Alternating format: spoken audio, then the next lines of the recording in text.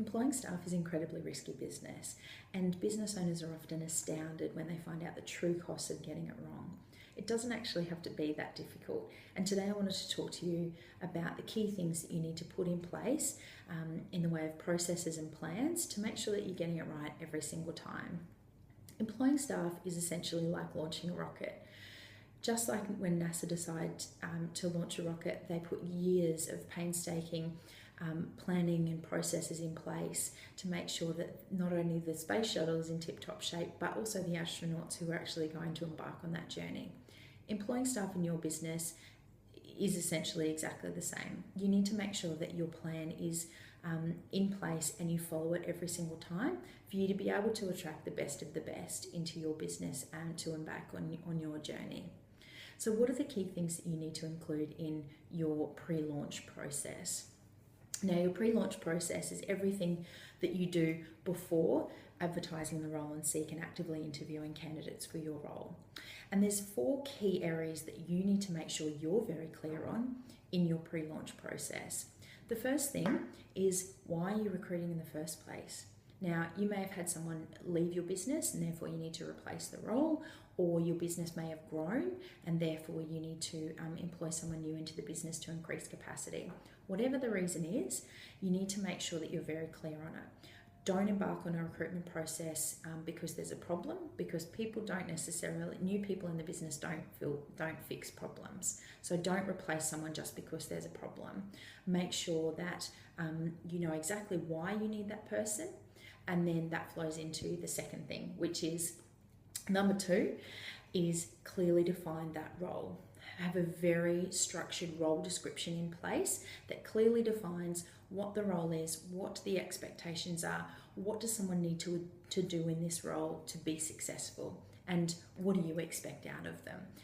Having that documented in a structured role description will allow you to accurately assess whether candidates are the right person to do that role, but it also gives candidates a very clear indication of what's going to be expected of them if they take on that position in your business. The third thing is actually assessing if you currently have the skills needed in-house already. And that means that if you have a position available that you're about to start recruiting on, make sure that you assess people internally in the business to see if there's anyone suitable to promote into that role or someone that can take on those responsibilities. Succession planning or promoting someone or giving them the opportunity to cross-skill can have a massive impact on the culture of the business. It can have a massive positive impact on employee engagement and job satisfaction. You're essentially increasing the opportunities of employees within the business if you look at the opportunities to promote from within.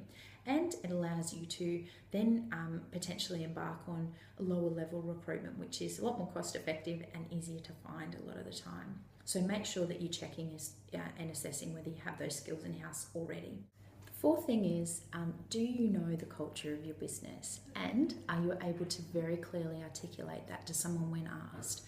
Now, this is incredibly important because culture is as important, if not more important, than having the right business strategy in place, having people in your business that have the right skills and experience.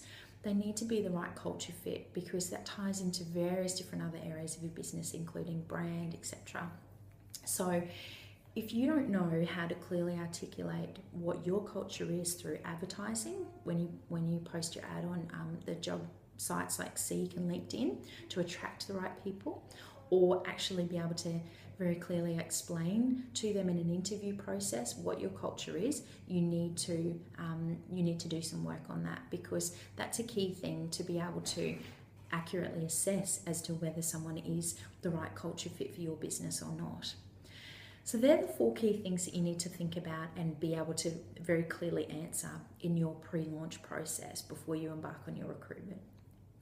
Next week, we're going to actually go through more detail about your launch process. Now, the launch process has 2 stages.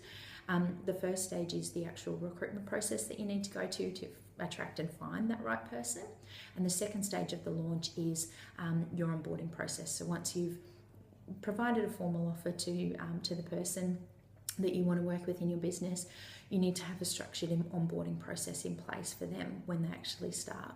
So next week, we're going to go through more detail about what are the key things that you need to include in those processes within your business. So stay tuned.